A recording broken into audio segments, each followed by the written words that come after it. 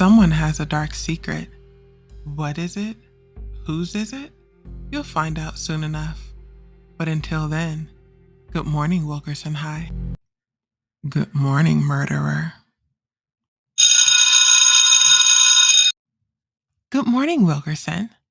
Have any of you received an email with recordings of you eating breakfast each morning from your great grandparents? I've gotten three, and it's the sweetest thing. My great grandparents aren't alive anymore, but I'm sure them sending me these videos are nothing to worry about. Like the old saying goes, nothing like a homemade video from your deceased great grandma to make you feel that love again. Well, enough about the things that make me happy. I have an official message to Wilkerson High Criminal Enterprises. This is the final warning to any student selling COVID face masks. You risk suspension and removal from school activities if you continue selling masks with the test answers hidden inside where the filters should be. And I mean, come on, you don't even wear them any other time. Are you only worried about germs during a pop quiz? Think about it. And while you do, we'll move on to a sports update. Did you check out our archery team yesterday?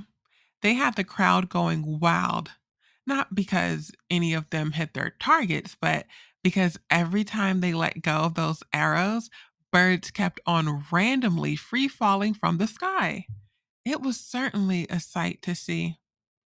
For the crowd more so than the birds, but it's like they say birds of a feather flock together. I'm not completely sure how that applies here, so moving on to today's hot topic. Now, y'all know I don't like to gossip, but I heard Mr. Yang and Miss Wells arrived to campus together in Miss Wells' car 3 days last week. And I don't for a second believe Mr. James' car randomly wasn't working for at least two of those. I think teacher love is in the air, and it smells like, please don't give me a bad grade, mixed with, I'm just the messenger. While two of my favorite teachers I would never, ever gossip about think on that, let's all think about our next announcement. Our thought for the day: it's okay to not be good at something. It's okay to not be good at anything. It's okay to not be good. In unrelated news, join the Dark Side Club that meets after school during a time and place only anonymous members in the club know about. They can't wait for you to join them. No, seriously, they can't. They've got terrifying things to do, and they aren't going to wait while you take 20 minutes to put your books in your locker. And if you have any more questions about our dark clubs, check the school bulletin board located in the hall where there are strange amounts of flies and blood running down the walls. Now, it's time for Ask Brielle, the segment where I read and answer your anonymous questions. Today's question comes from my favorite part. Well, y'all do know how to get creative with these names. Okay, here goes.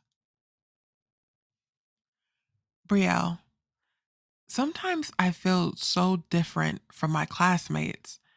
I can be in my usual friend group, an active participant in a conversation, or just part of whatever they're doing, and I still feel so far removed.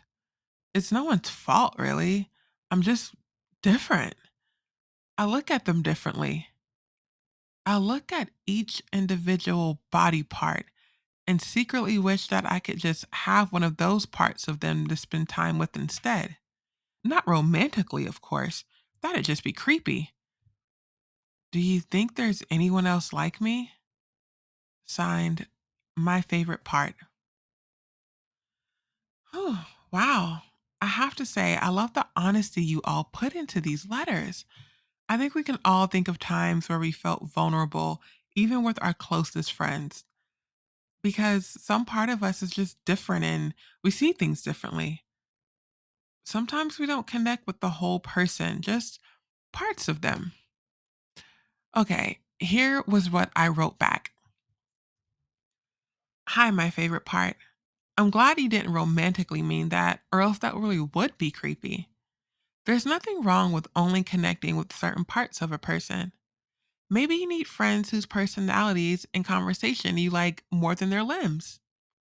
Oh, and don't forget, we do have counselors available you can speak to about feeling alone. As far as there being other people like you, maybe we can put together a club for like minded people here at school. But no, you want to remain anonymous. Hmm. I know. Go online to find people that just like their friends' body parts. I think that's the safe way to go. Okay, friends, that was the letter I'd already responded with, and I was going to read just that on air. But before we came on for the morning announcements today, I received another reply from my favorite part, and here's what they had to say. Thank you so much, Brielle.